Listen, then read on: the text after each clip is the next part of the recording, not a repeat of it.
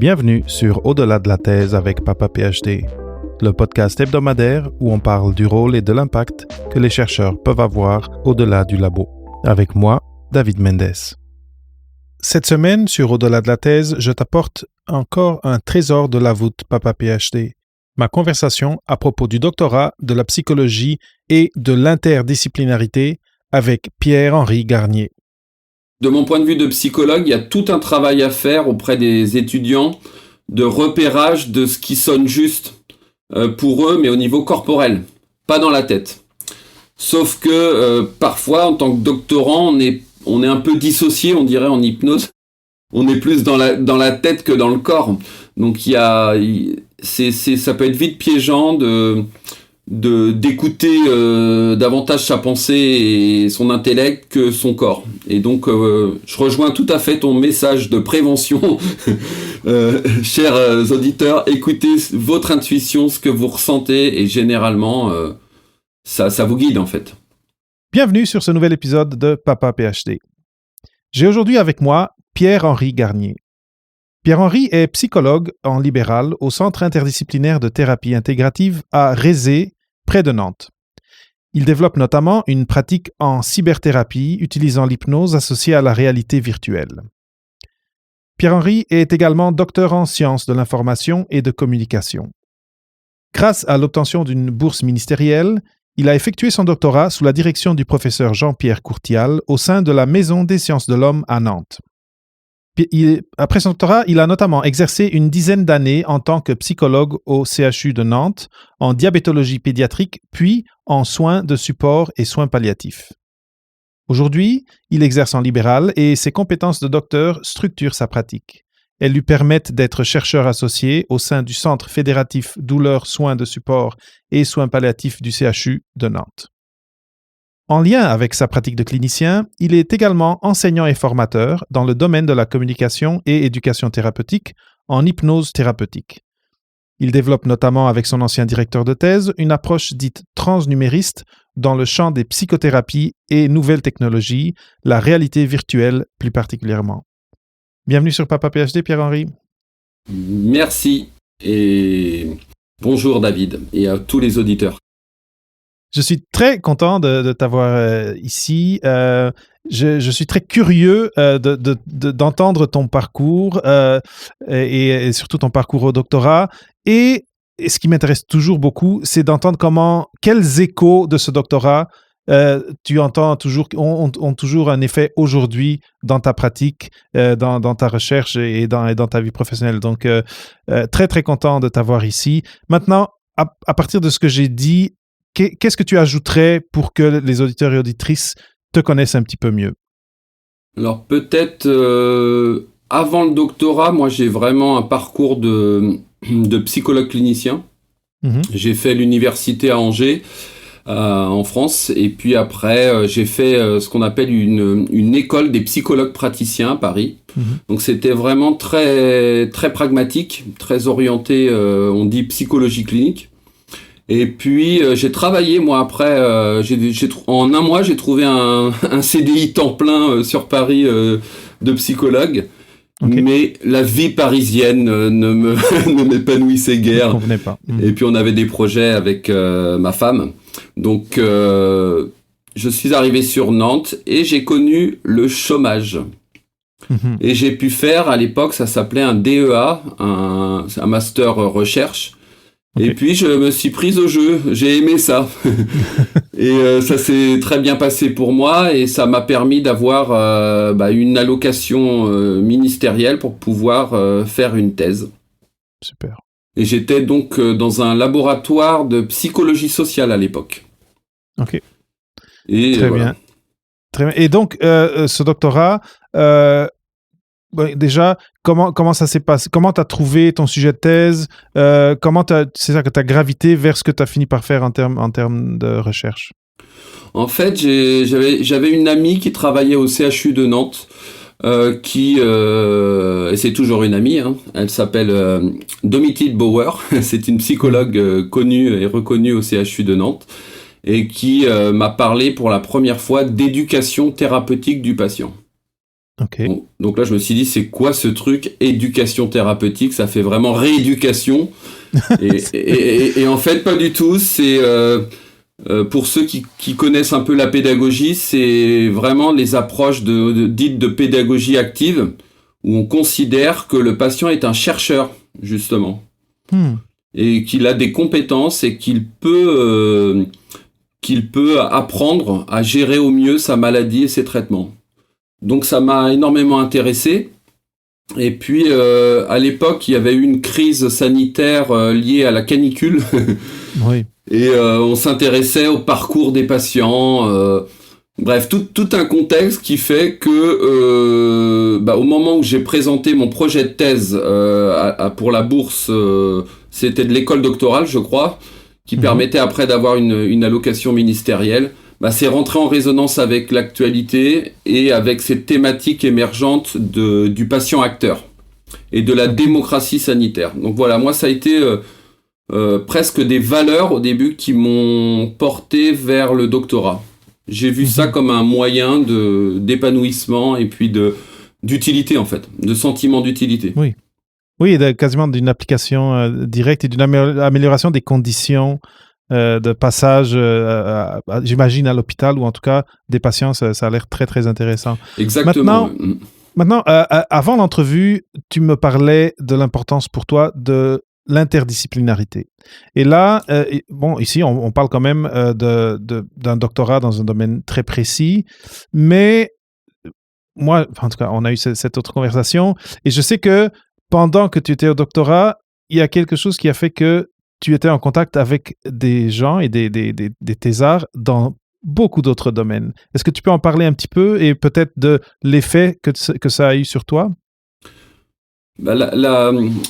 La chance, c'est que j'étais dans un laboratoire de psychologie et j'ai choisi quelque part mon directeur de thèse qui était initialement un ingénieur de l'école des mines qui était dans le laboratoire et qui est toujours professeur de sciences de l'information et de la communication, mais qui enseignait en psychologie. Donc déjà, c'était assez particulier comme... Et je me rappelle qu'on m'a proposé avec ce profil particulier d'être hébergé non pas au sein du laboratoire de psychologie, qui était un laboratoire plutôt psychologie du développement bien spécifique. On m'a proposé d'aller rejoindre la Maison des sciences de l'homme. Okay. Et là, je me suis retrouvé dans un bureau avec des gens vraiment fabuleux, formidables, des sciences humaines, du droit, de l'histoire, des gens du Japon, de Corée, d'Afrique. Et donc ça m'a permis notamment, je me souviens précisément de voir à quel point la psychologie pouvait aussi rejoindre le droit, l'histoire. Et qu'en fait, il y avait des passages, des liens, des transpositions. Et voilà, avec le plaisir peut-être de voir que les modèles peuvent se transposer. Il peut y avoir des choses qui peuvent se transposer au-delà des petits territoires et des petites cases de telle discipline. Maintenant, est-ce que le fait d'être dans ce groupe et d'être, à ce que j'ai compris, d'être d'une façon très proche en contact avec ces gens pendant tout ton doctorat, ou du moins une grande partie de ton doctorat, est-ce que ça a eu un effet sur ta recherche au doctorat? Sur ma recherche en elle-même, je dirais oui, sans doute, mais c'est pas conscient. C'est vrai que parce qu'en fait, mon sujet en lui-même, l'éducation thérapeutique, c'est un carrefour entre la pédagogie, la psychologie, mais aussi la médecine. Donc c'était déjà un objet d'étude avec plusieurs spots, plusieurs éclairages. Et ça m'a notamment obligé à m'ouvrir, à découvrir des spots différents, des paradigmes différents, et aussi très important pour les les doctorants en cours, c'est aussi à fermer et à sélectionner les bons éclairages. Parce que le danger aussi de ces approches-là transdisciplinaires ou intégratives, c'est d'ouvrir et de ne jamais vraiment synthétiser et d'intégrer, en fait, d'assimiler. Oui, je vois ce que tu veux dire, et c'est vrai qu'on peut trop s'éparpiller, et finalement, une thèse, il faut quand même que ça se tienne, que ça se tienne ensemble. Et donc, alors, ta thèse, déjà, combien de temps ça t'a pris pour la compléter, et est-ce que tu as eu du financement tout au long de ta thèse? Oui, alors j'ai eu les 3 ans d'allocation, et puis en parallèle, j'étais attaché temporaire d'enseignement. Ok. J'avais des cours, et donc moi ça m'a pris 4 ans et demi à peu près ma thèse. Et sur la fin de ma thèse, je commençais à travailler à temps partiel. Je faisais un 20%, je crois, au CHU de Nantes, dans le domaine de ma thèse. Donc ça m'a permis directement de trouver un emploi. Et je pense que ce n'est pas uniquement grâce aux compétences du doctorat, c'est aussi que j'avais le diplôme de psychologue. Donc j'ai eu un poste de psychologue en éducation thérapeutique, mais le doctorat a maximisé les chances de trouver ce bout de poste de 20%. Oui. C'était un bout de poste. C'est intéressant.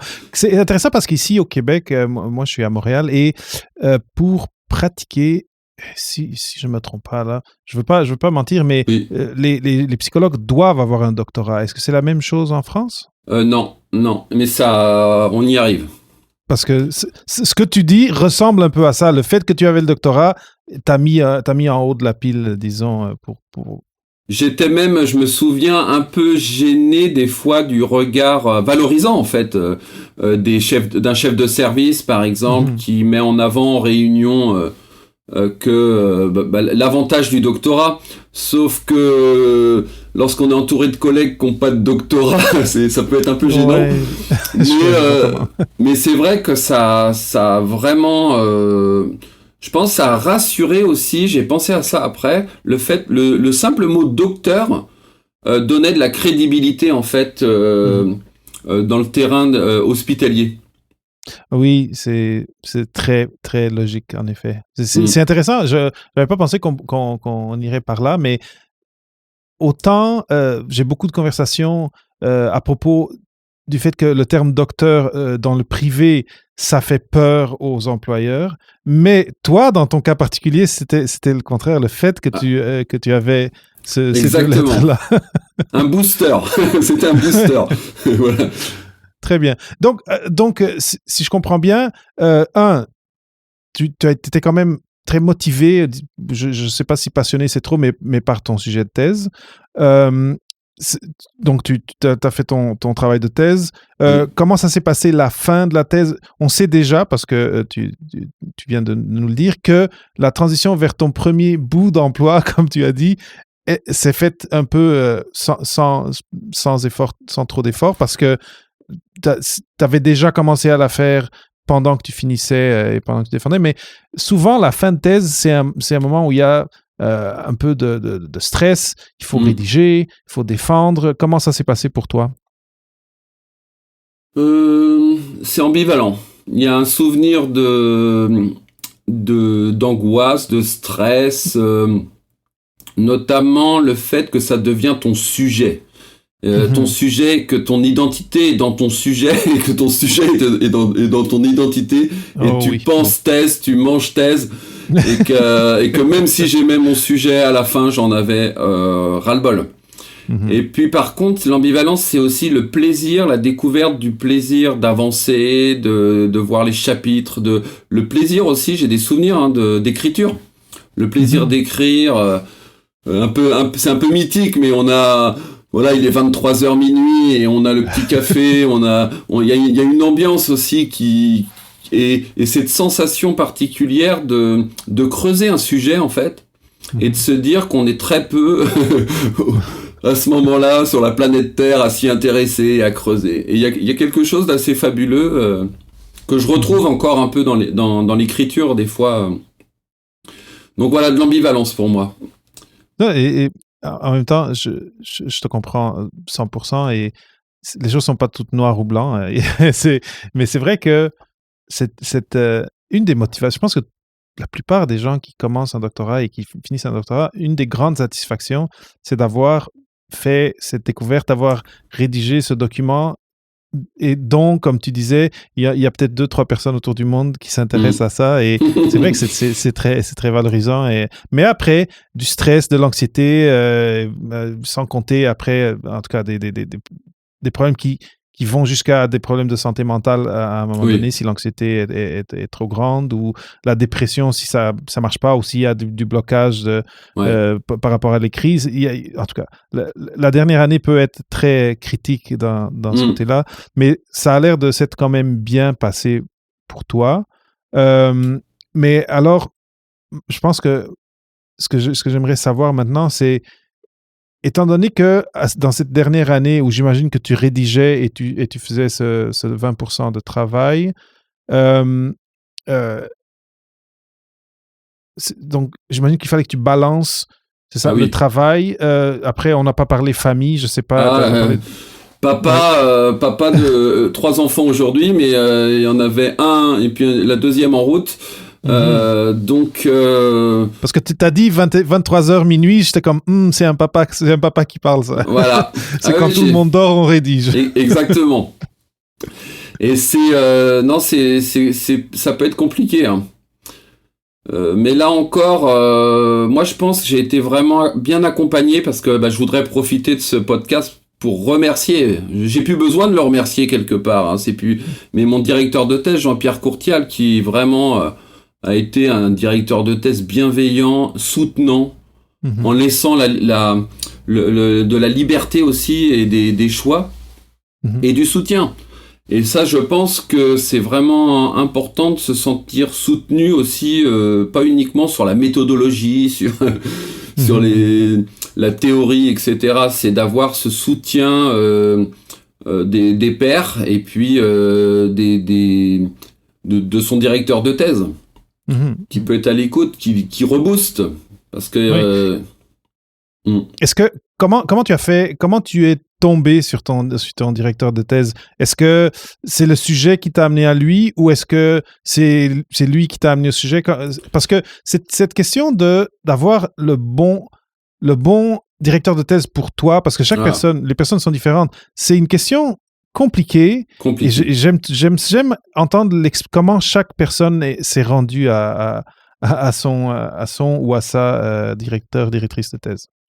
Moi, c'est en assistant à ces cours et en voyant un scientifique, on va dire science dure, un peu matheux, physicien, s'intéresser à la question de l'inconscient collectif, à Jung, à plein de choses. Là, j'ai fait, oulala, c'est super intéressant, et à chaque rencontre, d'être ressourcé, mais pas uniquement intellectuellement en fait. C'est-à-dire d'être ressourcé dans le sens. Le fait que ton directeur de thèse apporte du sens à ce que tu construis et donne un sens à ta vie en fait, indirectement. Après, ma ressource aussi, je pense, ça a été mon intuition. C'est-à-dire que j'étais pas trop jeune, je sais plus quel âge j'avais quand je suis arrivé au doctorat, mais je sentais qu'il y avait, qu'on me proposait de manière intéressante et intéressée une carrière, par exemple. On m'avait proposé un sujet sur le vieillissement cognitif, un truc bien structuré, et c'est vrai que c'était comme un ascenseur. Je voyais que derrière, ça pouvait donner lieu à un poste de prof. Mais comme dans mon corps et mon ressenti, je captais que ça, c'était pas une vie pour moi, en fait. L'enseignement, oui. Le contact avec la pédagogie, super. Mais le contact avec l'administratif et surtout les conflits. Moi, j'ai tout de suite perçu rapidement que j'arrivais dans un aquarium universitaire où ça se chicane, il y a de la névrose en fait. Pour moi, je le dis aujourd'hui, parce que j'ai été aussi professeur associé 3 ans à l'université et j'ai pas du tout souhaité poursuivre parce que ça manque pour moi dans ces facs-là, hein, après ça dépend, mais de bienveillance et de convivialité. Et ayant travaillé, tu vois, je fais des liens avec tout, mais ayant travaillé en soins palliatifs, t'es au contact des personnes en fin de vie, ça te remet quand même une prise de terre sur l'essentiel, et t'as un décalage, tu vois leurs petits conflits d'ego, et donc voilà, tous ces éléments-là, moi je les avais, je pense intuitivement, et j'ai écouté mon envie. Avec une sécurité, c'était facile pour moi parce que j'avais déjà le diplôme de psychologue. Donc j'avais une certaine sécurité. Mais c'est vrai que voilà quoi, j'aurais pu me retrouver en position à être le poulain de tel prof avec des pressions et voilà, j'aurais pas été moi-même en fait. J'aurais été en représentation de quelqu'un d'autre dans une espèce de politique de petite chapelle. Ouais, je vois exactement ce que tu veux dire. Voilà, et Jean-Pierre Courcial, voilà, c'était gratuit, comme c'était du donner-recevoir avec lui. C'était pas de l'intérêt en fait. Très bien. Donc c'est quelqu'un qui t'a inspiré quelque chose avant même que tu considères d'aller faire de la recherche avec lui. Là. Ce qui est dingue, c'est qu'il m'a inspiré au début, mais il continue à m'inspirer encore. Moi encore cette semaine, on s'envoie des SMS, on réfléchit entre deux patients, je lui envoie des SMS, on est en perpétuelle réflexion sur depuis la thèse. C'est un vrai mentor alors. Exactement. Exactement. Mentor, ouais. Après, il y a une dimension de lien et de reconnaissance mutuelle qui est vraiment chouette, quoi. Génial. Mais c'est ça, c'est pas donné à tout le monde de croiser quelqu'un comme ça, mais si vous qui êtes à l'écoute, il y a quelqu'un, un professeur, qui vous inspire quelque chose, ben suivez votre intuition parce que c'est très, même, comment dire, les sujets, il y a des sujets à la mode, des fois, des sujets de recherche très à la mode. Suivre le sujet, oui, ça peut être important. Bon, ben peut-être surtout si vous voulez devenir professeur, et beaucoup d'entre nous qui ont fait des doctorats, c'était ça au début. Mais la personne qui va être potentiellement votre mentor pendant 3, 4, 5, 6 ans, c'est tellement plus important que le sujet en soi, que moi, je mettrais ça en premier et le sujet en deuxième. Et de mon point de vue de psychologue, il y a tout un travail à faire auprès des étudiants de repérage de ce qui sonne juste pour eux, mais au niveau corporel, pas dans la tête. Sauf que parfois, en tant que doctorant, on est un peu dissocié, on dirait en hypnose. On est plus dans la tête que dans le corps. Donc ça peut être vite piégeant d'écouter davantage sa pensée et son intellect que son corps. Et donc, je rejoins tout à fait ton message de prévention. Chers auditeurs, écoutez votre intuition, ce que vous ressentez, et généralement, ça vous guide, en fait. Oui. C'est drôle, tu viens de parler d'hypnose, et je sais que c'est un de tes thèmes qui te passionne et qui t'occupe aujourd'hui. Je ne sais pas si après, dans ce contexte d'être à l'écoute de son corps, si on peut à la fin de l'entrevue proposer un petit exercice ou pas aux auditeurs et auditrices. Là. On n'en a pas parlé. On n'en a pas parlé. Ça me plaît d'improviser parce que c'est ça l'hypnose aussi, c'est faire avec ce qui vient. Et par rapport à nos compétences, de trouver une idée, une piste. Hein, ça va pas être un exercice qui va changer la vie des gens. Mais bon, regarde. Alors, faisons-le. On va le faire. On va voir ce que ça va donner. Moi, j'aime toujours essayer d'offrir quelque chose, surtout quand mon invité a des habiletés, des compétences spécifiques et qui peuvent être intéressantes et qui peut donner le petit truc qui aide l'auditeur. J'aime faire ça. On va garder ça pour la fin. Maintenant, la chose qui m'intéresse, c'est ce que tu fais aujourd'hui. Donc tu as fait ton doctorat, tu as eu cette transition au CHU de Nantes. Maintenant, qu'est-ce que tu fais aujourd'hui et comment tu as passé de l'un à l'autre? Donc, les années entre les deux, là. Alors, je commence par ce que je fais aujourd'hui? Oui, vas-y. Imaginons une semaine type. Lundi, mardi, mercredi matin, vous avez un psychologue en libéral au City. C'est un centre avec des collègues, psychiatres, psychologues, psychothérapeutes. et je reçois des personnes pour de la psychothérapie. Et le cœur de cette psychothérapie, on utilise ce qu'on appelle la transe hypnotique, donc l'hypnose. Après, je dis pas les outils d'hypnose parce que sur Internet, on nous bassine avec comme si c'était des petits outils. Donc je fais ça, et à l'intérieur de cette pratique-là, je développe vraiment tout un travail autour de la réalité virtuelle. Ok. Donc j'utilise beaucoup la création, la co-création, si tu connais un peu ou si vous connaissez, cher auditeur, mais en réalité virtuelle, on peut sculpter, dessiner. Donc par exemple, avec un adolescent ou la semaine dernière avec une jeune femme qui a vécu une fausse couche, tout d'un coup dans l'entretien est arrivée une ressource, l'image d'une barbe à papa qui était bienveillante et qui pouvait être une belle énergie quelque part, et on l'a sculptée en réalité virtuelle. Alors là, tu me parles de quelque chose dont j'ai jamais entendu parler, et je pense qu'on peut partir du principe que les auditeurs non plus. Avant d'en apprendre un petit peu plus sur cette approche tellement intéressante de Pierre-Henri, j'aimerais t'inviter à visiter une nouvelle page sur le site de Papa PhD, papaphd.com/sponsor. Sur cette page, je vais commencer à compiler les ressources que j'utilise moi-même et que je recommande dans le contexte du podcasting et des chaînes YouTube. Tu y trouveras en ce moment 3 services que je recommande et pour lesquels, si tu décides de t'inscrire, j'ai une offre pour toi. Donc, si tu penses lancer ton podcast, si tu penses lancer ta chaîne YouTube, va sur papaphd.com/sponsor et regarde ce que j'y ai préparé pour toi. Et maintenant, de retour à ma conversation avec Pierre-Henri Garnier. Avec un casque, ouais. Ok. Et de sculpter quelque chose en lien avec la conversation que tu as eue. Exactement. Mais on est en train de créer même un logiciel. On a une bourse de la région et on est en train de créer avec, si je peux citer ou pas l'entreprise, BAO, la boîte à outils, BAO virtuel. Et on est en train de développer un outil spécifique pour faire de la... C'est-à-dire, au lieu de prendre une feuille de papier et dessiner entre un thérapeute et son patient, on est directement en réalité virtuelle et on co-construit un symbole, une ressource.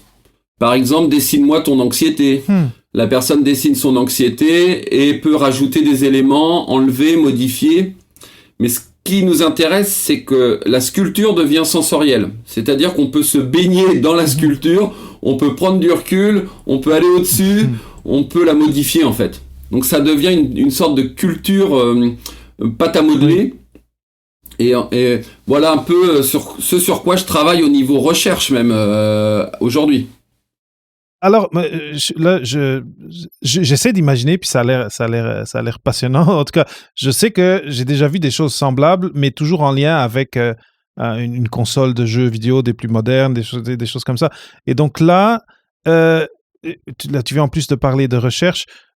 Je suis juste curieux, ça c'est vraiment juste ma curiosité personnelle. Donc l'idée, première question, est-ce que vous êtes dans la même salle ou ça se passe à distance? Parce que là, on parle encore au milieu de la pandémie de Covid. Alors on est vraiment dans la même salle et on utilise même le tactile, le toucher. Parce qu'en fait, c'est juste une médiation, la réalité virtuelle. Moi, ce que je cherche en tant que psychologue, c'est un moyen de créer de l'alliance et de la présence. Et ce qu'on fait, c'est que des fois, l'expérience va durer 10 minutes de réalité virtuelle. Et on pose le casque, et après, la personne, on l'invite à utiliser son propre casque de réalité virtuelle, à savoir le cerveau. Le cerveau et le corps, qui est bien plus puissant. C'est vraiment un prétexte pour après vivre la réalité virtuelle en mode auto-hypnose, on dit. Et donc, mais ce qui est génial, c'est qu'il y a plein d'effets de particules, de couleurs, et la personne, du coup, visualise. Et après, en fermant les yeux, elle peut ressentir la chaleur, la bienveillance, toutes sortes de... En fait, ça dépend de ses besoins. C'est pour ça que c'est très co-créatif. Très bien. Et donc là, et ça, tu le fais au sein du centre fédératif Le CITI, le centre interdisciplinaire. On fait ça, on a une salle. Voilà, on va. Alors c'est en plein développement. Oui. Hein. Encore avant-hier, j'étais en contact pour savoir quel objet on va mettre, quel environnement. Et donc, parce que tu parlais de recherche, est-ce que tu es encore lié à l'université? Est-ce que c'est quelque chose, parce que clairement, oui, il y a un partenaire commercial ou technologique, oui. Mais est-ce qu'il y a un côté aussi publication? Est-ce que c'est quelque chose qui fait partie de ta recherche oui. Comme clinicien?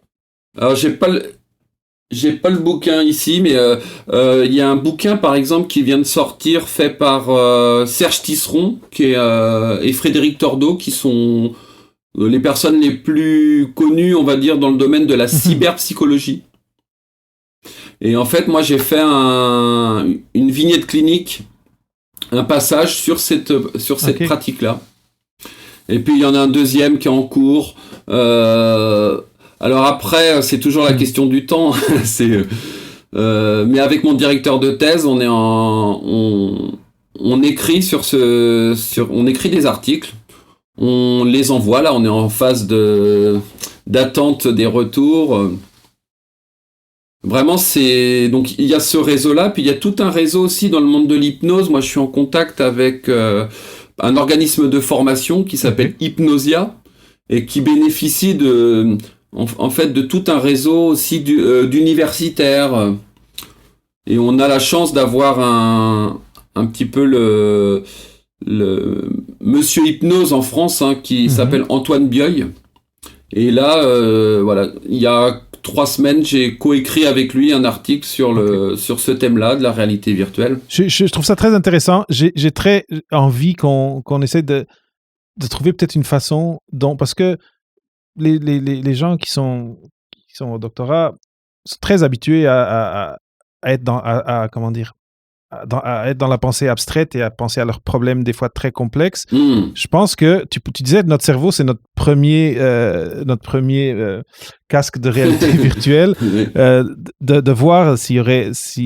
En tout cas, de comprendre un peu mieux comment marche cette technique et s'il y a quelque chose, un exercice qu'on pourrait proposer, comme on disait, aux gens pour les aider ou dans leur anxiété ou en tout cas dans tout autre aspect. Sinon, mais avant ça, la chose où je suis curieux, c'est dans tout ça, ton doctorat, bon, on a déjà parlé que d'être à l'hôpital avec un doctorat, ça t'aidait d'une certaine façon, mais aujourd'hui, c'est quoi il y a aussi, j'ai une réponse à ma question et c'est ta liaison à ton directeur et la recherche, donc la recherche scientifique, mais dans quels autres aspects ton doctorat a des échos aujourd'hui dans ce que tu fais et dans ta vie professionnelle?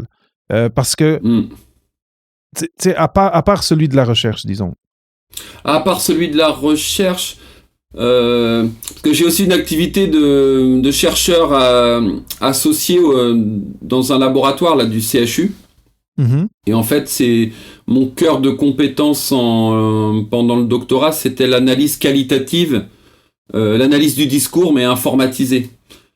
Donc voilà, tout ce qui... Encore un mélange avec la technologie. Oui. Et ce qui me permet, moi aussi, pour les projets de réalité virtuelle, d'être à l'aise pour la question, faire un protocole, par exemple. Faire un protocole et le valoriser, mais qualitativement.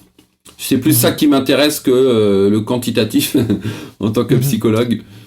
Parce que moi, ce qui m'intéresse, c'est bon, déjà, j'ai eu sur Papa PhD quelqu'un que tu connais, donc Eva Zotek-Zotkevich. Et ce qui m'intéresse beaucoup, c'est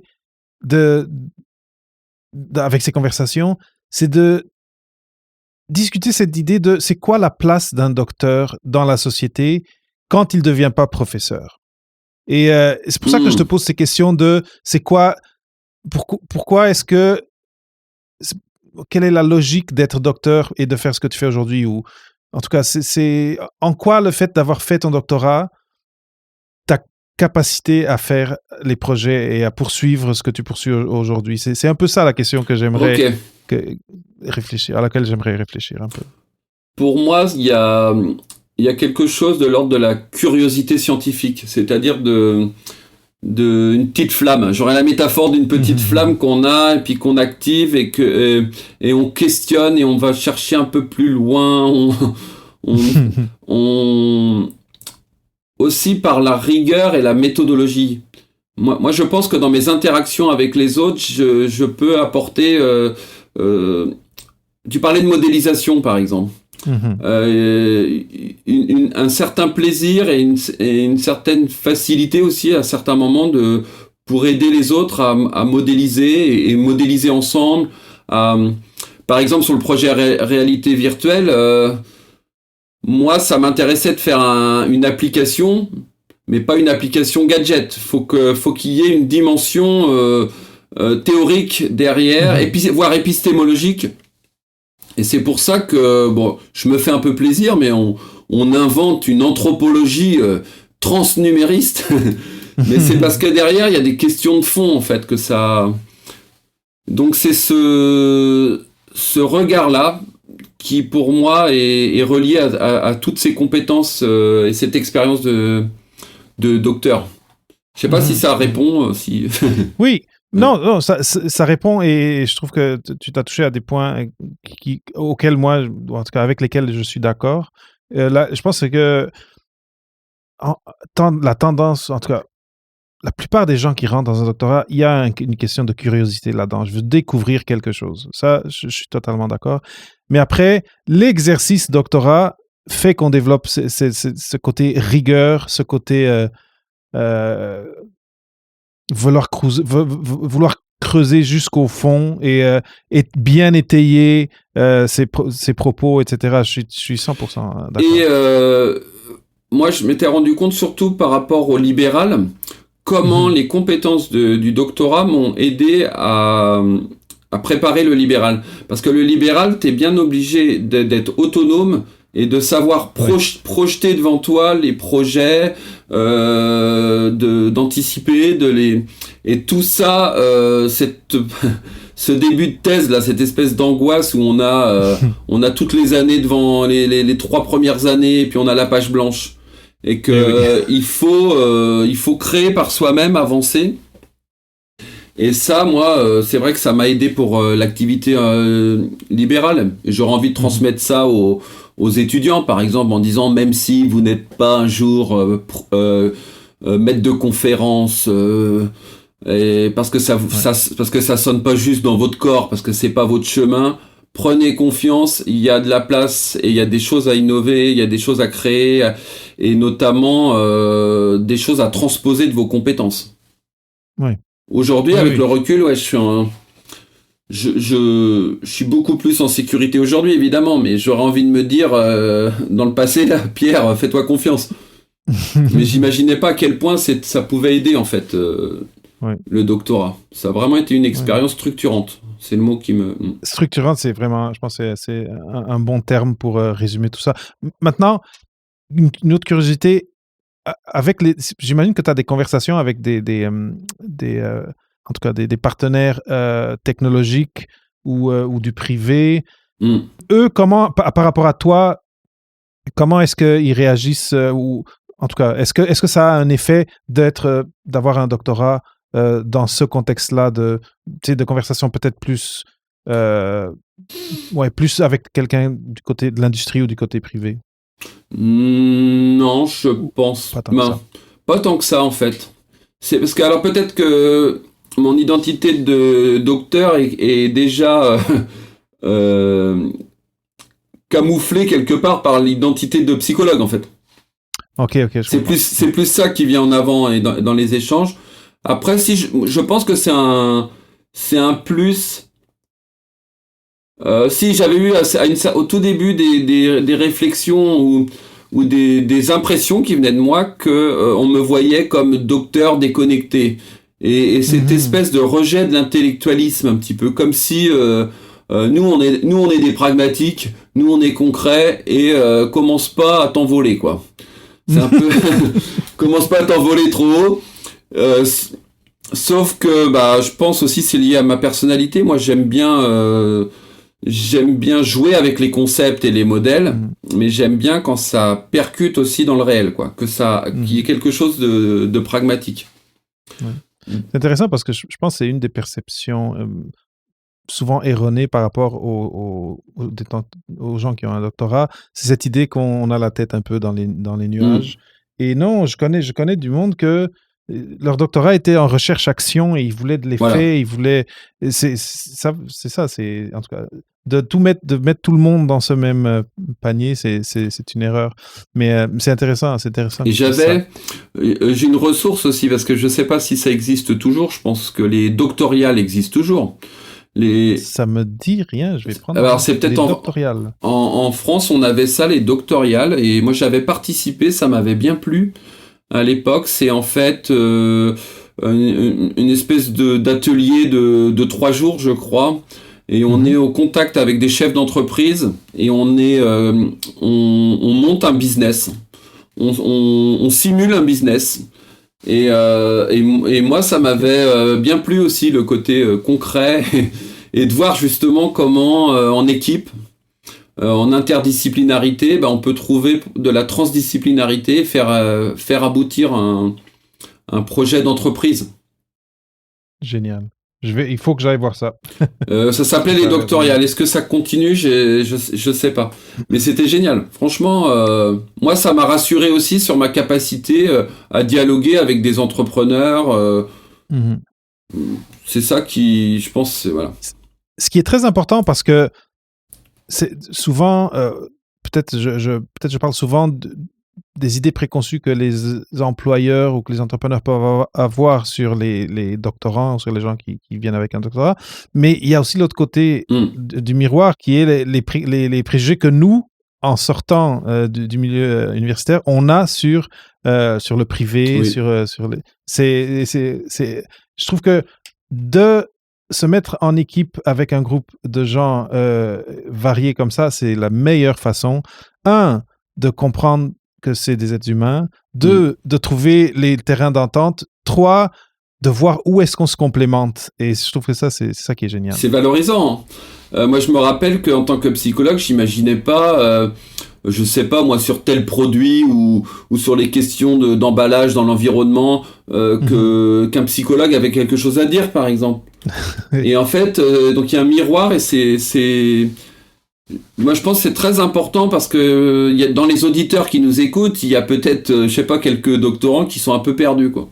Et donc, c'est important de les rejoindre. Et puis là, c'est le psychologue qui parle, mais en vous disant, le réel, la vie est beaucoup plus large que ce qu'on vous dit, en fait. Et il y a beaucoup plus d'opportunités qu'on imagine. Oui. Après, faut pas être bisounours. Oui, et au doctorat, on nous met encore en plus dans un tunnel encore plus étroit, qui fait qu'on perd encore plus de vue, où on n'a pas tendance à avoir une pensée élargie. Donc, je suis content que tu partages ça. C'est vrai, l'univers est beaucoup plus... l'horizon est beaucoup plus large que ce que vous pouvez imaginer. Et le système universitaire, en tout cas en France, cultive cette anxiété de performance, on dit en psychologie. Il faut absolument passer par ce petit trou de souris, sinon tu n'es rien, tu n'existeras pas. Il y a quelque chose un peu de cet ordre-là, et qui crée de la rivalité mimétique, c'est-à-dire de la rivalité entre frères. C'est-à-dire les gens sont en psycho, travaillent sur des sujets proches, mais deviennent ennemis, et ils en oublient que finalement c'est le même...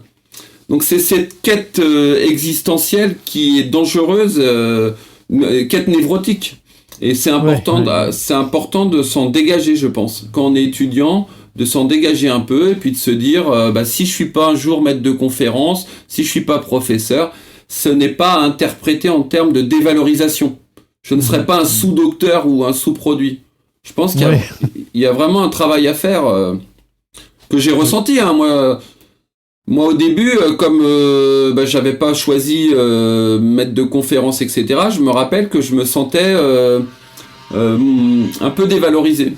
Ouais, de deuxième classe. Non, deuxième classe. C'est vrai, voilà. C'est vrai et c'est encore vrai, mais j'ai l'impression que ça va changer. J'ai l'impression que je vois des choses à gauche, à droite qui changent, des gens qui sont embauchés dans des rôles de valorisation du doctorat dans cette université, et donc je pense que les choses vont changer, mais c'est une culture qui vient de loin et dont l'inertie est très grande et que c'est difficile d'arrêter un train qui va à toute vitesse. Mais là, en tout cas, on arrive à la fin de l'entrevue et on s'était dit qu'on ferait peut-être je suggérais peut-être un exercice parce que moi, s'il y a quelque chose que j'ai ressenti et que je ressens quand je suis sur les réseaux sociaux autour de cette question du doctorat et du après-doctorat, c'est beaucoup d'anxiété, des fois de la dépression, mais souvent beaucoup d'anxiété et de peur de l'inconnu, de ce qui vient après, et de peur de l'échec. Et bon, et après, on peut parler de culpabilité aussi si on sort un petit peu du cadre et qu'on veut pas juste faire une chose, mais peut-être et là en plus on est pendant la COVID, donc l'anxiété c'est peut-être quelque chose que tu pourrais suggérer un petit exercice comme ça aux gens qui sont peut-être à leur dernière année de doctorat, il faut qu'ils rédigent, ils ont un peu le syndrome de la page blanche. Est-ce que tu aurais quelque chose à leur suggérer pour s'ancrer et pour... Alors plusieurs choses... Peut-être une ressource qui mobilise l'imaginaire et la réalité virtuelle. C'est d'imaginer justement l'anxiété en lien avec la thèse, par exemple. Cette relation entre soi et la thèse, elle est chargée d'anxiété. Si c'était une matière, une énergie négative, elle ressemblerait à quoi ? Ou si c'était un personnage, on appelle ça l'externalisation, c'est-à-dire de visualiser et de s'autoriser à personnifier ce type de relation stressante. Et peut-être de s'amuser à trouver dans son environnement un objet qui le symboliserait. Ok. Et puis de le poser devant soi, et puis simplement de regarder, c'est les yeux ouverts, hein, c'est pas de l'hypnose les yeux fermés là, mais c'est de regarder ce que ça fait lorsque la personne, par exemple, prend du recul, mais physiquement. C'est-à-dire que je mets l'objet devant moi, je le regarde, je le fixe, je m'hypnotise, je m'auto-hypnotise par rapport à cet objet qui représente le stress, et je m'en dégage. Je peux même faire des gestes comme ça, et je prends du recul, et j'essaye de trouver dans la pièce un endroit dans lequel je peux me sentir davantage, légèrement en sécurité. Et une fois que j'ai trouvé dans cette pièce-là un peu plus de sensation de sécurité, c'est là que je peux m'autoriser à fermer les yeux, si c'est utile, et de me focaliser sur la sensation dans mon corps de sécurité. Avec une question toute simple, c'est quelle est la zone de mon propre corps qui ressent le plus de sécurité ici et maintenant. Et quelle est la forme de cette sensation, la couleur. Et il n'est pas rare qu'on ait une énergie de super-héros qui apparaisse ou quelque chose comme ça. Qui va venir, c'est-à-dire que dans notre imaginaire, qui va pouvoir venir dialoguer par exemple avec la partie obscure et sombre du stress. Et de créer un dialogue et évidemment le stress est utile, hein. Donc faut plutôt le filtrer et dialoguer avec lui et trouver la juste distance entre ce qui est négatif de ce stress-là, parce qu'on exorcise le côté négatif et on endorcise le côté ressource, sécurisant, positif. Mais l'astuce, c'est vraiment d'être dans le corps, tu vois, dans la sensation, dans l'exception du corps qui ressent la sécurité. Oui, j'ai une question pour toi parce que c'est pas tout le monde qui a une facilité à identifier dans son corps où les choses sont, où il y a juste des parties de notre corps qu'on oublie et auxquelles on ne pense pas. Typiquement, où est-ce que les gens peuvent sans le soupçonner, accumuler cette sensation ou cette tension dont tu parles? La plupart des patients, ça va être plus généralement le plexus ou la gorge. Okay. Il y a les mains moites, etc. Mais si on prend le plexus, c'est souvent. Okay. Donc les gens décrivent comme une oppression. Et par exemple, vont imaginer que c'est comme une boule dans le métal sombre, noir. Et on va pouvoir les aider à imaginer en réalité virtuelle. On va pouvoir la dessiner en réalité virtuelle et la mettre en dehors du corps et pouvoir la modifier. Donc c'est la suite de l'exercice qu'on vient de faire. C'est si tu changeais une propriété de cette, par exemple de cette boule sombre et noire et lourde et oppressante, par exemple la couleur, bah là tu peux commencer à la visualiser en passant du noir au blanc, en passant par le gris, les nuances de gris, mais peut-être qu'il va y avoir du bleu. Et en fait, on joue sur la perception visuelle, mais ça peut être la sensation de légèreté. Mais une fois qu'on a substitué le négatif à une métaphore, par exemple, d'une énergie positive, une détente, bah c'est là que commence, on va dire, l'auto-hypnose un peu plus profonde. Ok. C'est-à-dire que là, et c'est là que c'est utile, hein, moi j'encourage les auditeurs, franchement, venez nous voir les psychologues et les hypnothérapeutes, pas tous, hein, mais avec quelques séances, on peut trouver des petites clés en fait, des petites clés qui fait que on ressent dans son corps davantage de sécurité et on laisse pas s'installer l'angoisse, quoi, l'anxiété. Oui. En tout cas, je trouve super intéressant ce concept parce que, en tout cas, il est très logique pour moi de prendre quelque chose qui est un peu caché dans, comme tu disais, notre plexus, notre poitrine, et de le sortir et de s'auto-hypnotiser, comme tu disais aussi, de le regarder, puis d'entrer en dialogue avec et peut-être de dire mais pourquoi tu me fais ça? Voilà. Ouais, c'est voilà, super parce que là, quand tu dis ça, tu rentres en dialogue et tu n'es plus dans la lutte. Voilà. Alors, parce que le stress, l'anxiété va gonfler, s'amplifier lorsqu'on est dans le combat et la lutte, généralement. Par exemple, si je dis il ne faut surtout pas penser au stress, je suis déjà en train d'y penser. C'est ça. Ne pense pas à un ours blanc. Voilà. Dans les rues de Montréal. Ouais, c'est ça. Donc, très bien. Eh bien, Pierre, quel plaisir parler avec toi et de ton trajet et de ta démarche actuelle clinique, mais aussi de recherche. Je trouve ça super, super intéressant. Merci d'avoir partagé un petit exercice qui, je pense, pourra aider certains auditeurs et auditrices, surtout ceux qui peut-être sont plus capables d'imaginer, en tout cas, de faire cette réalité virtuelle. Je suis super, super content de notre conversation. Si quelqu'un a des questions pour toi ou aimerait te remercier pour ce que tu as partagé, comment est-ce qu'ils peuvent te joindre? C'est quoi la meilleure façon? Alors, c'est par mon mail, hein, c'est p.garnier@city44.com. Par mon mail, et puis sinon Facebook. Je crois que sur le site, il y a les adresses Facebook. Ok, je regarderai. Sinon, parce que nous, on s'est parlé sur LinkedIn, est-ce que c'est quand même une plateforme où tu es quand même actif? Oui, LinkedIn, Facebook, et puis le site cyberthérapie.fr. Parfait. Voilà, cyberthérapie.fr, où c'est un peu mon laboratoire, je dépose des vidéos, des créations de patients aussi. Ok, moi, je suis très curieux d'aller voir ça moi-même, je vais de ce pas le faire. Et je mettrai tous ces liens-là dans les notes d'épisode. Donc, si vous n'avez pas pris note, vous pouvez retourner en arrière et réécouter. Sinon, juste aller à la page de l'épisode et tout sera dans les notes. Pierre-Henri, encore une fois, un grand merci, d'avoir dit oui à mon invitation. J'ai vraiment eu beaucoup de plaisir et surtout, parce qu'on a parlé de choses dont j'avais jamais parlé, j'ai appris des choses très intéressantes aujourd'hui. Merci beaucoup. Eh ben, merci et longue vie à Papa PhD. Que ça marche et que ça circule et se développe.